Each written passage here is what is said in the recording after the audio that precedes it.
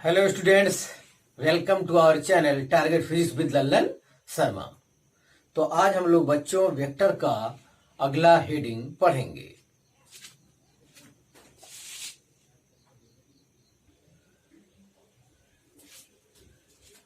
तो हाँ विद्यार्थी, आज का पहला हेडिंग है वेक्टर प्रोडक्ट और क्रॉस प्रोडक्ट।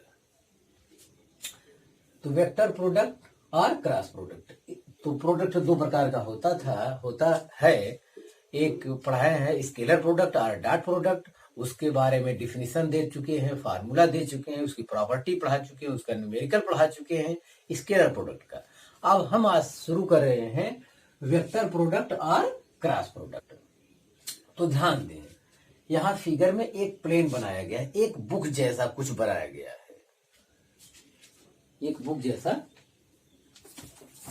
बनाया गया है। जैसे ये देखिए एक प्लेन है, ये एक प्लेन है। हमें कुछ पेन की आवश्यकता होगी।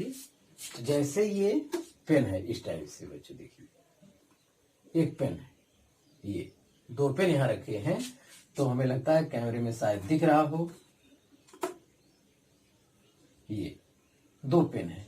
तो एक वेक्टर ये है, एक वेक्टर बी, इनके बीच कोण थीटा है और इसका परपेंडिकुलर कंपोनेंट बच्चों आपका ये हो जाएगा, ये है।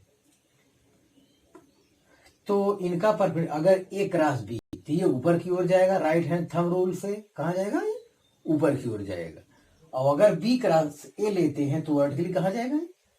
ये बी वेक्टर एक प्लेन में है, इस टाइप से आप देखिए फिगर में, आप देख लें वेक्टर ए और वेक्टर बी थीटा कोण पर है। तो ये इस टाइप की आकृति में है। ये बुक बनाना, इस टाइप से कुछ बनाना आवश्यक नहीं है, लेकिन इतना कहना चाहिए कि ए और बी वेक्टर क्या है, एक प्लेन में है और इनके बीच का कोई कोण थीटा हम ले लेते हैं।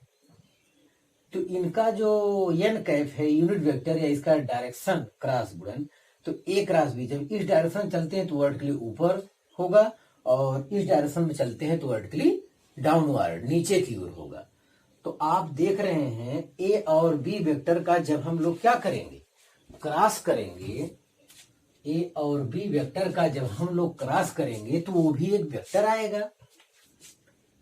जैसे vector A cross vector B, जो विद्यार्थी इसका क्रॉस गुणन होता है, दो एक vector A cross vector B बराबर होता है A B sine theta N cap. ये वेक्टर है, तो इसके परपेंडिकुलर डायरेक्शन में वेक्टर को प्रदर्शित करने के लिए उस डायरेक्शन में क्या लगाना पड़ता है, यूनिट वेक्टर लगाना पड़ता है। तो इसका जो रूल है ये है। तो ध्यान दें, अगर आप ये दो वेक्टर इस टाइप से हैं, दो वेक्टर इस टाइप से एक प्लेन में है, तो ए क्रॉस बी अगर करते हैं तो ये इसका डायरेक्शन वर्टिकली अपवर्ड होगा, तो वो भी वेक्टर होगा। मान लेते हैं कि वो वेक्टर सी के क्या होगा, बराबर होगा। तो ये फिगर से यहां पता चलता है कि vector C perpendicular vector A है,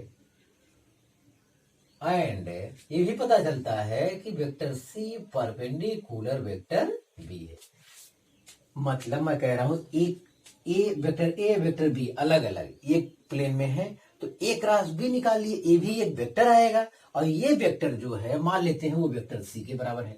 तो ये वेक्टर सी जो है अलग अलग वेक्टर ए और वेक्टर बी के क्या होगा, परपेंडिकुलर होगा, जैसा कि मैं यहां दिखाया हूं। अब फिर देखिए,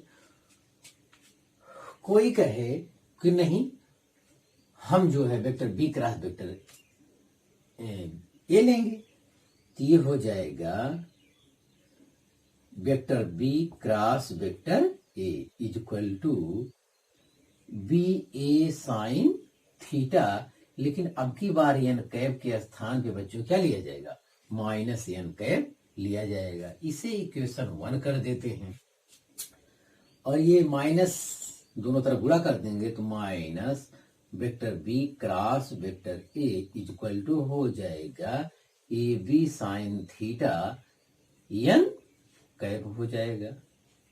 ये हो जाएगा इक्वेशन 2। यहां कहेंगे from equation 1 and 2, from equation 1 and 2, equation 1 and 2 से राइट हैंड साइड बच्चों बराबर है, तो जाहिर है कि लेफ्ट हैंड साइड भी क्या होगा, बराबर होगा। तो इसका मतलब है vector A cross vector B is equal to जो आया है बच्चों minus vector B cross vector A आया है। तो इसका मतलब A cross B not equal to क्या होता है, इसे दूसरे भाषा में लिखना चाहें तो vector A cross vector B not equal to vector B cross vector A. ये इतना हमारे इस थ्योरी के आधार पर हमको मिला। अब इसके बारे में कुछ और अध्ययन किया जाए, डिफिनेशन वगैरह देखा जाए।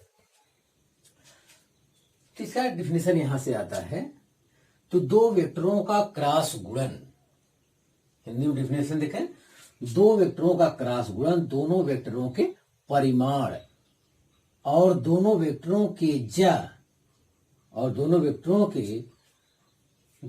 के दिशाओं के बीच के कोण के ज्या के गुणनफल के बराबर होता है। इनकी दिशा दोनों वेक्टरों के तल के अभिलंबवत होती है। दो वेक्टरों का क्रॉस गुणन या दो वेक्टरों का वेक्टर गुणन या क्रॉस गुणन दोनों वेक्टरों के परिमाण और दोनों वेक्टरों को के दिशाओं के बीच के कोण के ज्या के गुणनफल पे बराबर होता है। इसकी दिशा, इसकी जो डायरेक्शन होगी दोनों वेक्टरों के तल के अभिलंबवत होगी, दोनों वेक्टरों के तल के परपेंडिकुलर होगी। परपेंडिकुलर तो होगी, वो वर्टिकली अपवर्ड होगी या वर्टिकली डाउनवर्ड होगी, ये होता है। तो इसका डिफिनेशन एक बार फिर सुन ले, दो वेक्टरों का वेक्टर गुणन या क्रॉस गुणन दोनों वेक्टरों के परिमाण यानी मैग्नीट्यूड और उन वेक्टरों के बीच के कोण के ज्या के गुणनफल के बराबर होता है। इनकी दिशा दोनों वेक्टरों के तल के अभिलंबवत होती है। अभिलंबवत ऊपर की ओर, अगर आप इस टाइप से चलेंगे, इस टाइप से, तो ये नॉर्थ साइड माना जाए, नॉर्थ डायरेक्शन माना जाएगा और ये पॉजिटिव होता है। अगर आप यूं घुमाएंगे तो वर्टिकली डाउनवर्ड, ये दक्षिण साइड माना जाएगा, नीचे की तरफ, ये जो है निगेटिव होता है। ध्यान दें, इसीलिए किसी वेक्टर का डायरेक्शन प्रदर्शित करने के लिए उस डायरेक्शन में हमको जो है यूनिट वेक्टर लगाना पड़ता है। किसी स्केलर को डायरेक्शन देने के लिए हमें क्या लगाना पड़ता है, यूनिट वेक्टर। तो इसका यूनिट वेक्टर क्या है, एन कैप, ऊपर की ओर और नीचे की ओर माइनस एन कैप। तो ये बच्चों रहा आपका डिफिनीशन और इसके फार्मूला। दो वेक्टरों के दिशाओं के बीच का कोण, तो दो वेक्टर अगर कह दिया गया है तो उसमें दिशा अपने आप आ गया है। टू वेक्टर आप कह दिए तो उसमें डायरेक्शन स्वतः आ गया है, लेकिन ज्यादा क्लियर करने के चक्कर में हम लोग ऐसी गलती कर जाते हैं। एक चीज और, इससे पहले मैं बताया हूं, फिर दोबारा ये जानकारी देता हूं, दो वेक्टरों के बीच का जो एंगल लिया जाता है वो छोटा वाला एंगल लिया जाता है, क्योंकि दो वेक्टरों के बीच का एक एंगल बाहर वाला भी होता है। जैसे ये थीटा है तो बाहर वाला हो जाएगा 2 पाई माइनस थीटा, 360 अंश हो जाएगा एक सर्किल में एंगल। तो वो नहीं, छोटा वाला एंगल ही लिया जाता है थीटा। या इंग्लिश में इसका डिफिनेशन देख लें, the vector product of two vectors, the vector product of two vectors is equal to the product of the magnitude. इन वेक्टरों का क्या, product of the magnitude of the two vectors and the sine, ये sine, and the sine of the angle between them, इसका गुणा रहेगा। And having the direction perpendicular, perpendicular आप यहां पूरा वर्ड लिखें, and having the direction perpendicular to the plane containing the two vectors. फिर एक बार और परिभाषा देख लें हिंदी में, दो वेक्टरों का वेक्टर प्रोडक्ट और क्रॉस प्रोडक्ट वो इक्वल टू होता है magnitude of two vectors, magnitude of two vectors और दोनों वेक्टरों के दिशाओं के बीच के कोण के ज्या के गुणनफल के बराबर होता है। इनका डायरेक्शन दोनों वेक्टरों के प्लेन के परपेंडिकुलर होता है। यही दो वेक्टरों के क्रॉस गुणन का परिभाषा है, या सामान्य भाषा में ऐसे बोलचाल में कहा जाता है, जब दो वेक्टरों का गुणनफल स्केलर क्वांटिटी आए, अदिश राशि आए, तो वहां अदिश गुणन होता है। और जब दो वेक्टरों का गुणनफल वेक्टर राशि आए तो वहां क्या होता है, वेक्टर गुणन या क्रॉस गुणन होता है। इसका एग्जाम्पल हम अभी समझा रहे हैं, तो आप इतना उतार लीजिए।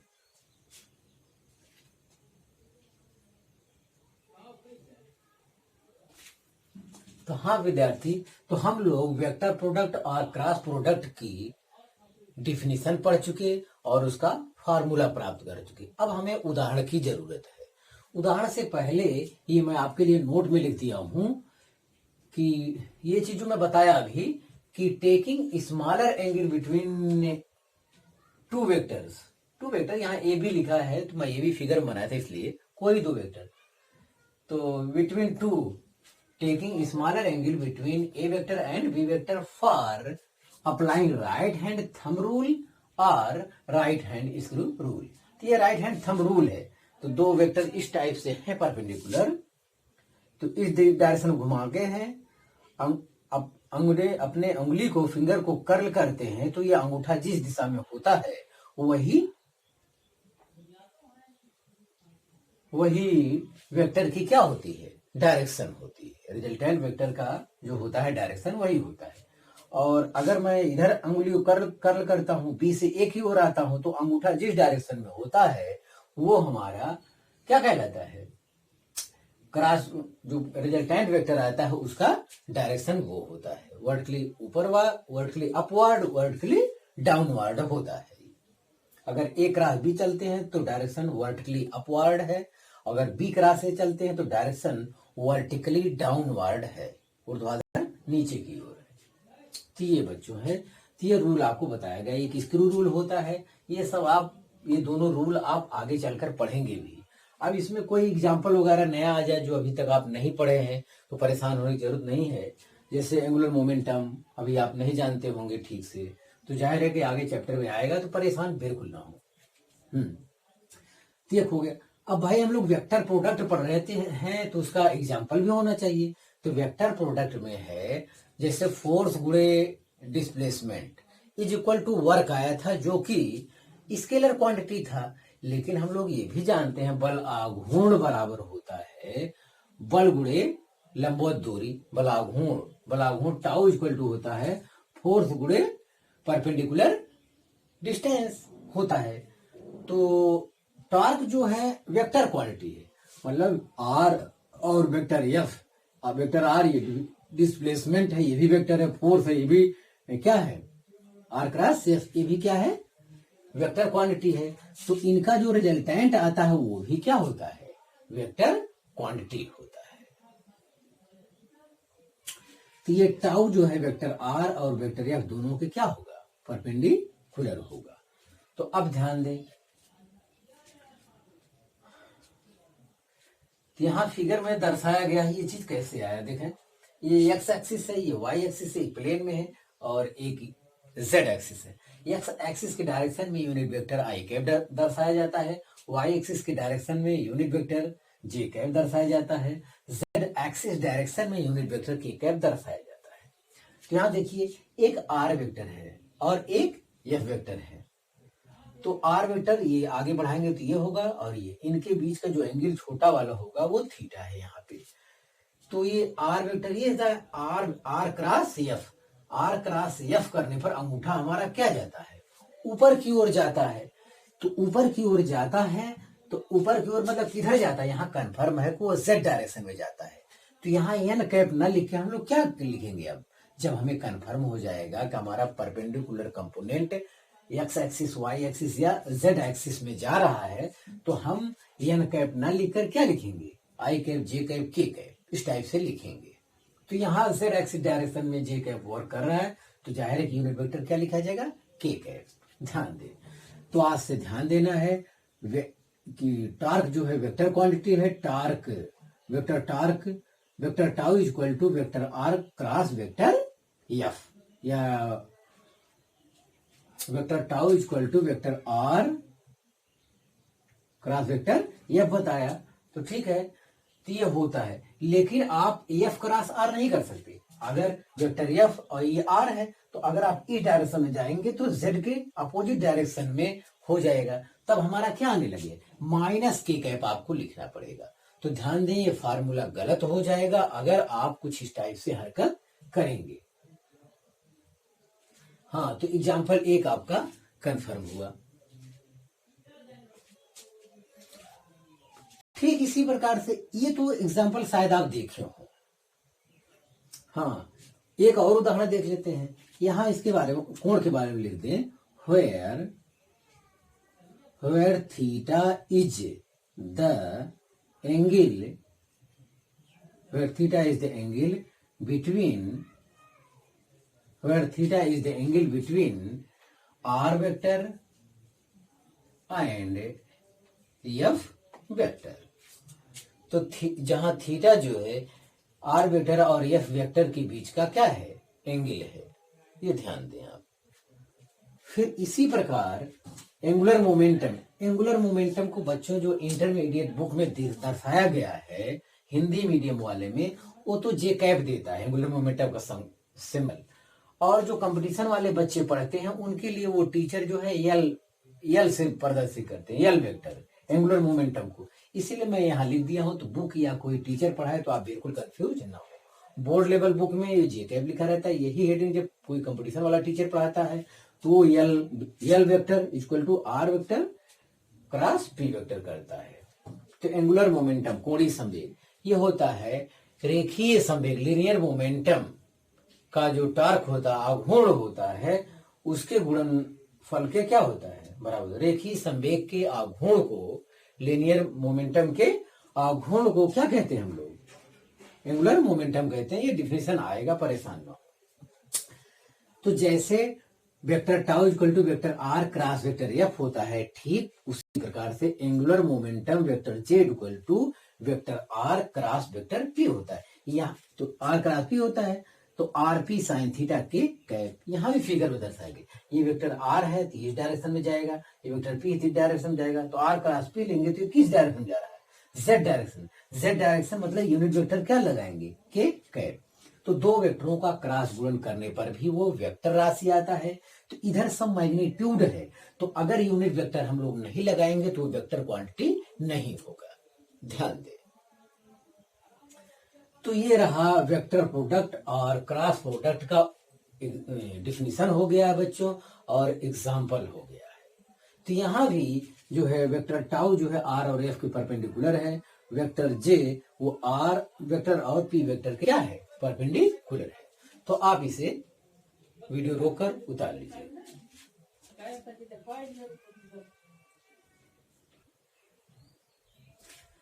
तो हाँ विद्यार्थी, हम लोग वेक्टर प्रोडक्ट का डिफिनेशन फार्मूला पढ़ चुके हैं। अब हम प्रॉपर्टीज ऑफ वेक्टर प्रोडक्ट पढ़ेंगे। तो प्रॉपर्टी पढ़ना बहुत जरूरी है, क्योंकि इसके बगैर उसका ज्ञान जो है पूरी तरह क्या होता है, अधूरा होता है। तो प्रॉपर्टी में आप देखें, पहली property, the vector product is not commutative. तो दैट इज मतलब अर्थात A cross B not equal to B cross A, मतलब वेक्टर प्रोडक्ट जो है क्रम विनिमय नियम का पालन नहीं करता है। इसकी हिंदी जो होगी, वेक्टर प्रोडक्ट क्रम विनिमय नियम का पालन नहीं करता, मतलब ए क्रॉस बी जो है बी क्रॉस ए के बराबर V vector cross A vector के नहीं होता है। हम लोग अभी देखें उसमें माइनस आता है, एक वर्टिकली अपवर्ड होगा तो एक वर्टिकली डाउनवर्ड होता है। तो जाहिर ये बराबर नहीं है, कोम्यूटेटिव मतलब क्रम विनिमय नियम का पालन नहीं करता है। तो आइए दूसरा देखते हैं, जबकि स्केलर प्रोडक्ट बराबर होता है, ए डॉट बी बराबर बी डॉट ए होता है, वो दोनों दशाओं में बराबर होता है। दूसरा पॉइंट है, the vector product is distributive. The vector product is distributive मतलब वेक्टर प्रोडक्ट वितरण नियम का पालन करता है हिंदी में, अर्थात vector A cross vector B plus C, तो ये हो जाएगा A cross B plus vector A cross C होता है। लेकिन इसमें एक गड़बड़ी, वेक्टर और स्केलर में यहाँ पे अंतर हो जाता है।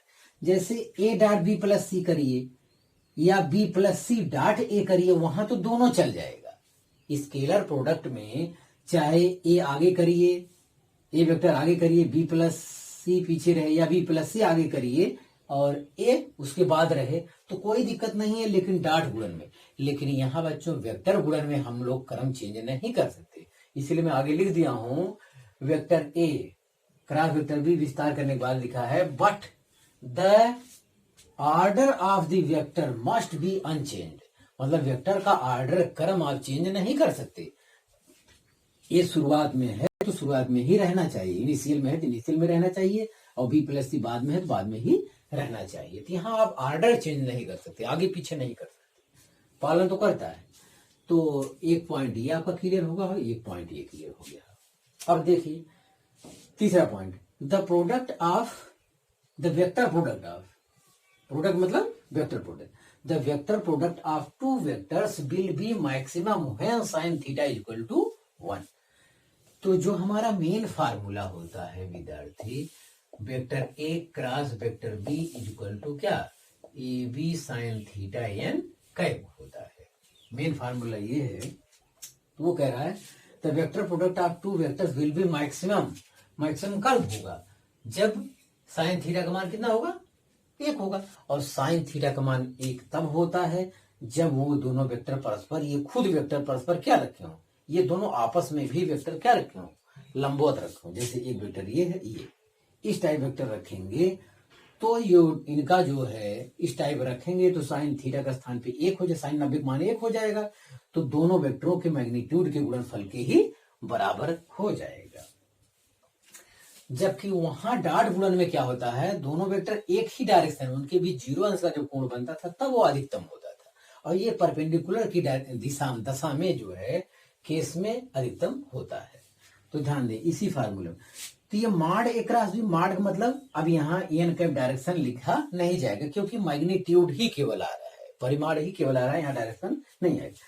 तो vector A cross vector B का माड मैक्सिमम होगा कब, जब ए बी साइन 90 अंश होगा, अर्थात थीटा बराबर क्या हो, 90 अंश हो, तो अलग अलग वेक्टरों के मैग्नीट्यूड के मल्टीपल के क्या होगा, बराबर होगा। तो ये ध्यान देना है आपको। फिर चौथे पॉइंट पे आप आते हैं, the vector product of a vector by itself is a null vector. Null vector मतलब 0 वेक्टर है।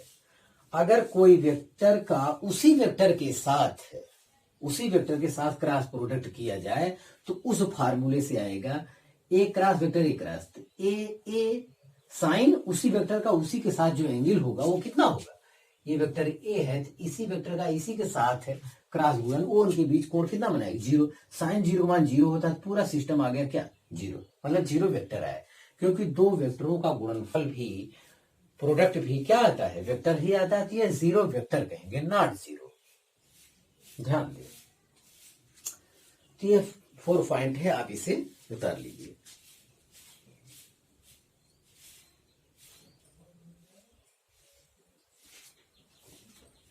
तो हम बच्चों 5वां पॉइंट देखें, वेक्टर प्रोडक्ट की प्रॉपर्टीज का 5वां पॉइंट हम जो लिख रहे हैं, the vector product of unit orthogonal, orthogonal माने परपेंडिकुलर, यूनिट मतलब जिसका मैग्नीट्यूड योग, unit orthogonal vector I cap J cap and K cap have the following relations. ये जो फॉलोइंग रिलेशंस होगा ये बहुत जरूरी है, इसका अच्छा ज्ञान होना चाहिए।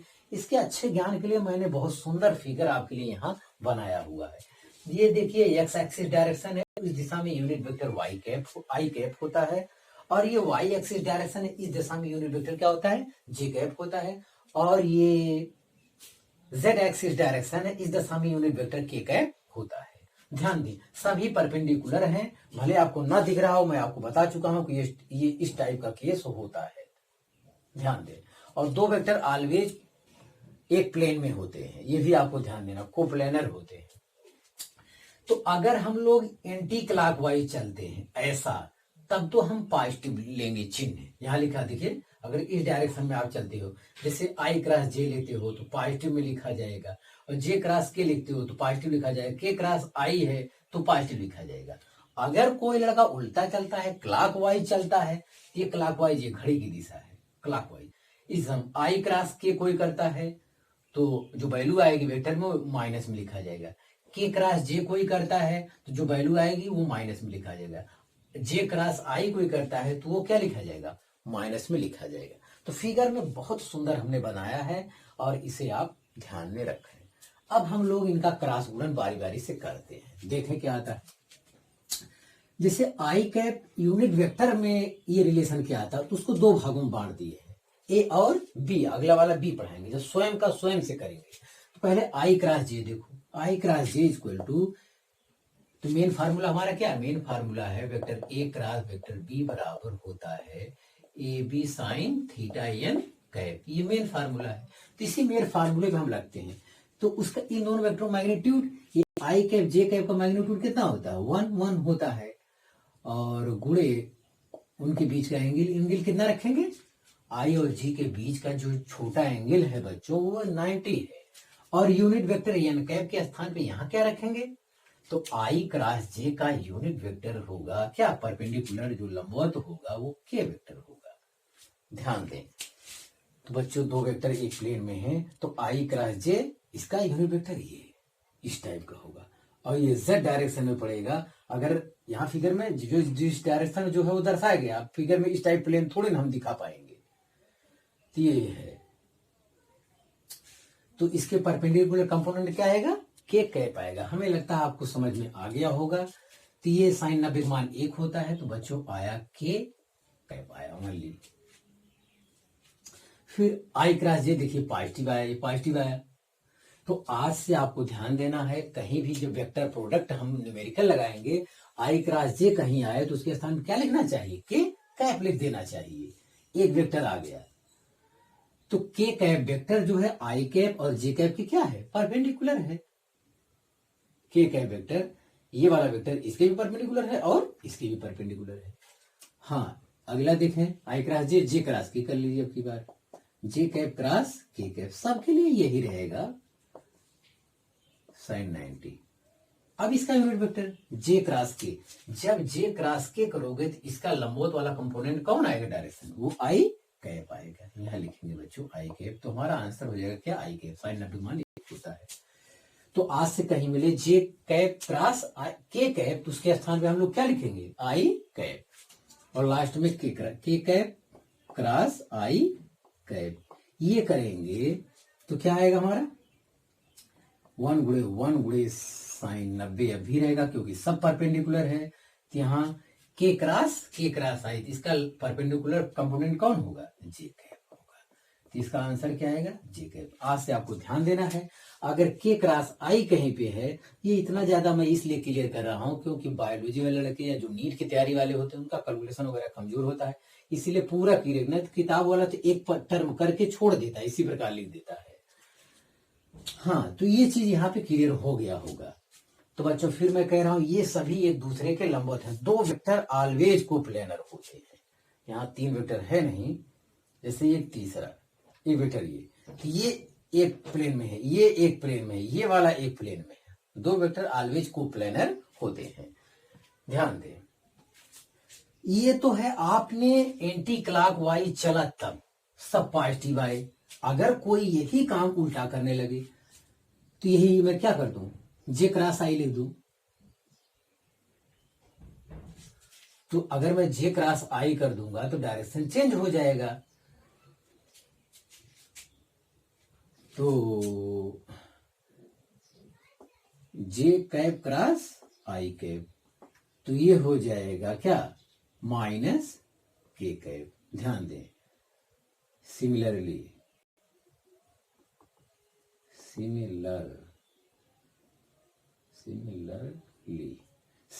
ये हो जाएगा, ये उल्टा के कैप क्रॉस जे कैप, ये हो जाएगा कितना, माइनस आई कैप। ये आई कैप क्रॉस के कैप, ये हो जाएगा क्या, माइनस जे कैप। ये आप लोग बिल्कुल ध्यान दें, इसमें कोई परेशान होने की जरूरत नहीं है।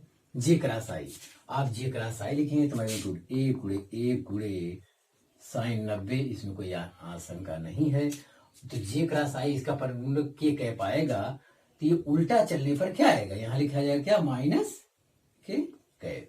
तो ये माइनस में आ जाएगा, माइनस के कैप आया वही। तो इस टाइप से तीनों के लिए किया जा सकता है।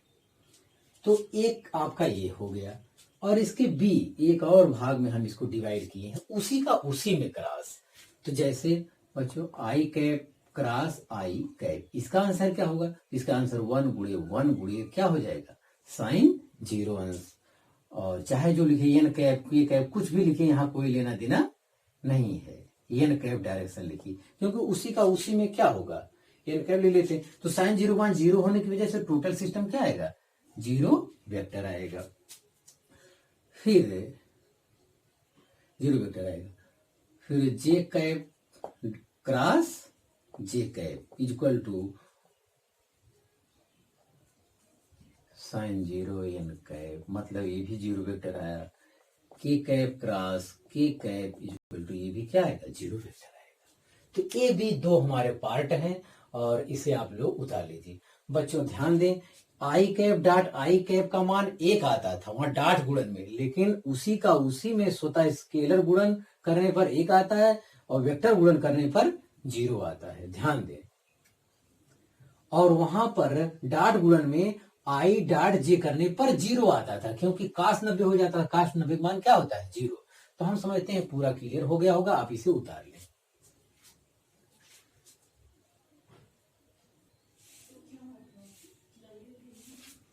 तो हाँ विद्यार्थी, एक अगला पॉइंट है आपका, वेक्टर ए इक्वल टू, जैसे मान लेते हैं इतना दिया है, वेक्टर बी इक्वल टू इतना दिया है। जो न्यूमेरिकल में दिया रहेगा वहां I cap plus 2 J cap plus 3 K cap, vector B equal to 2 I cap plus 3 J cap plus 5 K cap, इस टाइप से दिया रहेगा। तो परेशान ना हो, इनका क्रॉस गुणन करना है।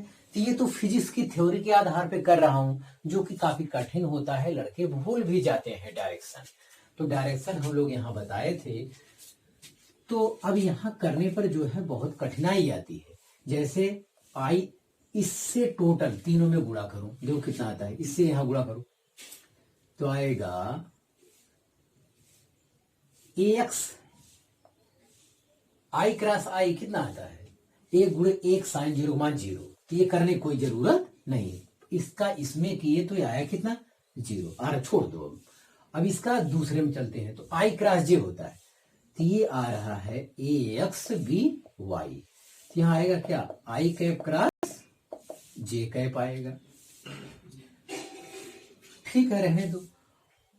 अब इसका थर्ड वाले में हो जाएगा प्लस ए एक्स बी जेड हो जाएगा, और यहां हो जाएगा आई कैप क्रॉस के कैप हो जाएगा। ये फिजिक्स से एक बार मैं कर रहा हूं, देखो कितना कठिन होता है।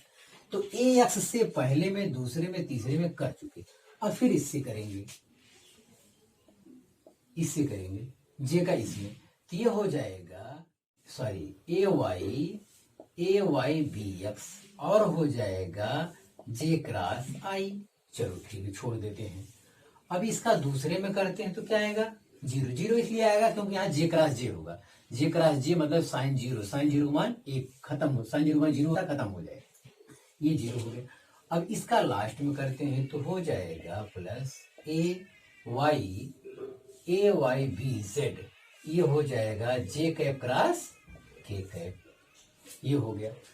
तो इस पद का तीनों में हम गुणा कर चुके हैं। फिर आते हैं लास्ट वाले पे, प्लस इसका इसमें गुणा करेंगे तो ये हो जाएगा ए जेड के कैप, और पहले डिजिट का डिजिट गुणा कर लो, इसके इधर के इसके इधर, और बी एक्स आया इसका इसमें, तो ये आ जाएगा के कैप क्रॉस आई कैप। इसका दूसरे में गुणा करते हैं तो आएगा ए जेड बी वाई के कैप क्रॉस जे कैप आएगा, और इसका क्या हो जाएगा? 0, क्योंकि के कैप क्रॉस के कैप होगा वो 0 आएगा। तो इतना आया। अब इसमें जो है मैं अभी जो बनाया था डायरेक्शन, ये जो बनाया था एक्स वाई जेड, ये आई जे के बनाया था, ऐसे चलने पर पॉजिटिव लिया जाएगा। फिर चलो सफाई लिखो, आई क्रॉस जे के स्थान क्या लिखेंगे? के, यहां रखो। तो ये हो जाएगा ए एक्स बी वाई, और इसके स्थान क्या लिखेंगे? पॉजिटिव, क्योंकि हम एंटी क्लॉकवाइज चल रहे हैं। फिर के कैप लिख दी। चलो आगे आओ, आगे आएंगे तो ये हो जाएगा आई क्रॉस के उल्टा आएगा, प्लस ए एक्स बी जेड, आई क्रॉस के होने की वजह से यहाँ क्या लिखा जाएगा, माइनस जे कैप, क्योंकि इस डायरेक्शन में हम नहीं लिखे हैं। के क्रॉस आई लिखते तो पॉजिटिव होता है, लेकिन आई क्रॉस के लिख रहे हैं, क्लॉक वाइज चल रहे हैं, तो यहाँ निगेटिव जे लिखना पड़ेगा। और फिर आइए आगे देखिए, आगे है ए वाई भी एक्स जे क्रॉस आई कह रहा है। आई क्रॉस जे लिखते पॉजिटिव, तो जे क्रॉस आई कह रहा है तो क्या लिखेंगे, निगेटिव के कैप। इसका लंबवत कंपोनेंट कौन आएगा, के कैप। हो चुका है सब, आप देखिए थ्योरी में। और ये तो जीरो है, और यहाँ फिर देखते हैं plus A Y B Z है, जे क्रॉस के, तो जे क्रॉस के है तो एंटी क्लॉक वाइज है तो ये पॉजिटिव लिया जाएगा, ये आएगा आई कैप। जे क्रॉस आई का जो यूनिट वेक्टर का परपेंडिकुलर कंपोनेंट होगा वो आई कैप होगा। तो बच्चों इतना हमारा आंसर आया। तो मैं सीरियल से लिख लूं तो ये टोटल इतनी वैल्यू आई, तो आई कैप यहां आया, आई कैप अकेला है आई, तो हो गया A Y B Z, A Y B Z I cap आया। और जे कैप कहाँ है आंसर, जे कैप एक यहाँ है, चाहे तो माइनस बाहर ले लो, माइनस बाहर हो जाएगा, A X B Z J cap आया। और के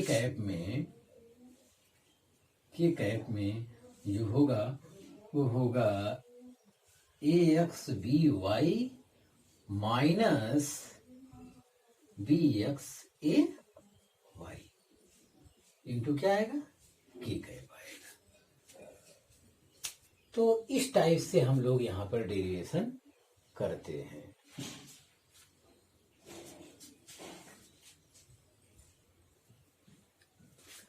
हाँ विद्यार्थी देखें यहाँ पे एक क्रॉस भी हम लोग किए, एक क्रॉस भी इतना हम लोग किए थे, यहां तक मैं एक लाइन छोड़ दिया था।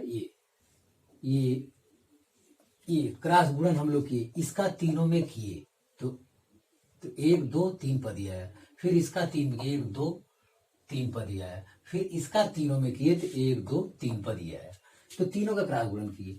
तो मैं यहाँ आपको ये लाइन क्लियर कर रहा था कि ए एक्स है, देखो आई क्रॉस जे का, आई क्रॉस जे इस डायरेक्शन में है तो पॉजिटिव के कैप लिखा गया।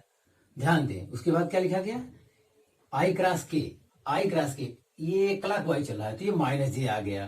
और फिर आगे चलिए जे क्रॉस आई फिर क्लॉकवाइज चल रहा है तो माइनस के कैप आया। आगे चलिए यहाँ जे क्रॉस के इधर चल रहा है पॉजिटिव वाले डायरेक्शन में, तो उसका लंबवत घटक क्या होगा, आई कैप होगा यूनिट वेक्टर का, ये हो गया। और फिर आगे बढ़िए, फिर आगे ये है के क्रॉस आई मतलब ये प्लस वाले डायरेक्शन में जा रहा है, प्लस वाले डायरेक्शन में जा रहा है, इसके स्थान क्या रखा जाएगा, जे रखा जाएगा। एक लास्ट बचता है के क्रॉस जे इधर चल रहे हैं क्लॉकवाइज तो माइनस लिया जाएगा, माइनस आई कैप। तो सब पता चल गया होगा। अब फिर हम केवल इकट्ठा कर रहे हैं, तो A Y B Z I cap को इकट्ठा करो, आई कैप यहाँ, ए वाई बी जेड का यूनिट ये है, एक आई कैप यहाँ है तो ये माइनस इनके साथ ले लेते हैं, minus B Y A X I cap, ये लिख लिए। अब माई जे कैप आपका यहाँ है और एक यहाँ है, तो ए एक्स बी जेड ये माइनस में बाहर कर लिया हूं, तो जाहिर ये माइनस करोगे तो अंदर गुणा करोगे ये धन हो जाएगा, यहाँ भी ये प्लस है तो माइनस जे में बाहर कर लिया हूं, कोई जरूर नहीं माइनस अंदर कर लो, तो ये वाला ऋण ये वाला धन हो जाएगा। वो एक कॉमन लिया तो सही एक उद्देश्य से आगे एक फार्मूला आने वाला है, इतना आया। और फिर बच्चों के वाला कॉमन लिए हैं, तो के वाला ये दोनों लोग हैं, दोनों में के कहाँ गया, एक के ये एक के यहाँ पे देखिए, तो ये गुणांक कॉमन ले लिए हैं तो ये वाला यहाँ आ गया, ठीक है, तो ये फार्मूला मिल गया। तो आप देख रहे होंगे कि जो फिजिक्स की जो विधि बताई गई है उसकी सहायता से क्रॉस गुणन करने पर थोड़ा लंबा हो रहा है, और अगर लड़का डायरेक्शन भूल गया, इस डायरेक्शन में पॉजिटिव लिया जाएगा और इस डायरेक्शन में क्या लिया जाएगा, नेगेटिव। अगर डायरेक्शन वगैरह थोड़ा सा मिस्टेक हो गया तो गलती हो जाएगी, तो इसीलिए इसके स्थान पर एक दूसरी मैथ वाली विधि आपको बता रहे हैं, उसको ध्यान से सुनिए। तो आप लोग इसे उतार लीजिए टोटल, ये फिजिक्स का ज्ञान है, इसके बगैर नहीं हो पाएगा। अब यही फार्मूला ये सस्ते विधि से ले आते हैं जिससे आप न्यूमेरिकल लगाना है। ओहो सॉरी, तो यहाँ vector A cross vector B था हमारा A X I cap plus A Y J cap, ऐसे इतना रखने दीजिए, ये रहना चाहिए। ध्यान दे विद्यार्थी, एक आसान तरीका। अब आज से न्यूमेरिकल जो है इस टाइप से लगाएंगे। मैं ये थ्योरी करते हैं, ये किताब वाला करता नहीं है, ये दिया ही नहीं देता, कौन इतना बुरा करेगा। मैं आपको अंदर से डर भगाने के लिए किया, आप सावधानी पूर्वक करेंगे गलती नहीं होगा, मैं न्यूमेरिकल भी इससे कर दूंगा। तो यहाँ आप तरीका जो आपको बता रहे हैं ये आप ध्यान दे दीजिए, ये मैथ का तरीका, आई कैप यहाँ लिखिए, यहाँ जे कैप, यहाँ के कैप, जब क्रॉस गुणन करना हो, ये डिटर्मिनेंट मेथड कहा जाता है और ये बड़ा आसान होता है। तो ये पहले वेक्टर का टोटल गुणांक आप लिख लीजिए, ए x A Y A Z, बिना विचारे आई कैप जे कैप के कैप लिख लीजिए और पहले वाले वेक्टर का टोटल एक लाइन बता लीजिए, फिर दूसरे वाले वेक्टर का गुणांक बता लीजिए।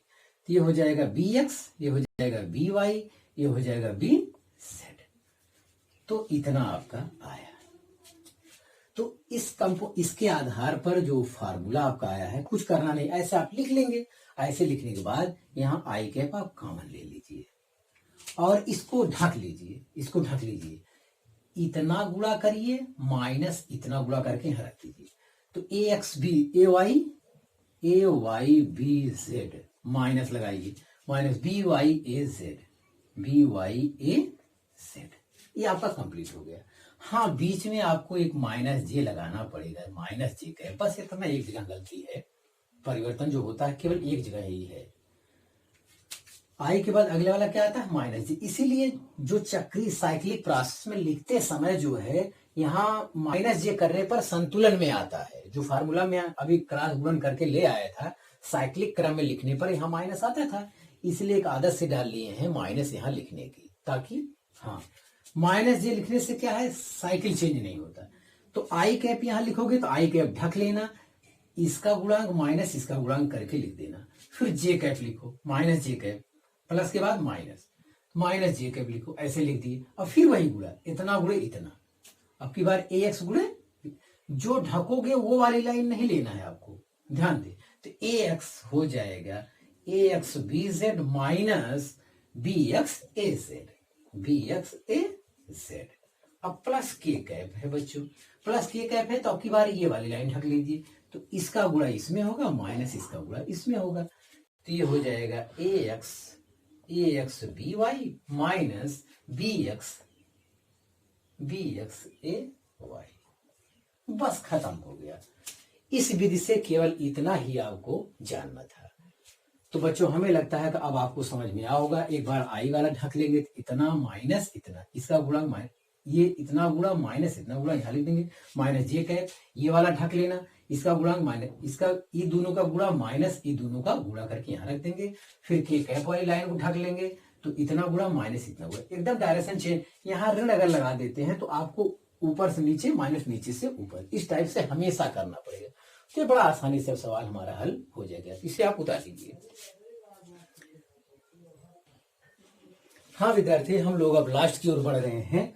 तो if vector A, last point की ओर बढ़ रहे हैं, if vector A B and vector C are coplanar, तीन वेक्टर एक तल में हो जाए, इस टाइप से कोई केस हो जाए, तीन वेक्टर कोप्लेनर हो जाए, then A dot B cross C या बी डॉट सी क्रॉस से या C dot A cross B, इस टाइप से आ जाए तो उसका मान हमेशा क्या होता है, जीरो होता है। जीरो कैसे होता है वेक्टर बच्चों, जीरो इसलिए होता है क्योंकि बी क्रॉस भी क्या आएगा, एक वेक्टर आएगा, बी क्रॉस भी एक वेक्टर आएगा। जैसे वेक्टर ए, तो मान लेते हैं बी क्रॉस बी वेक्टर कितना आएगा, पी।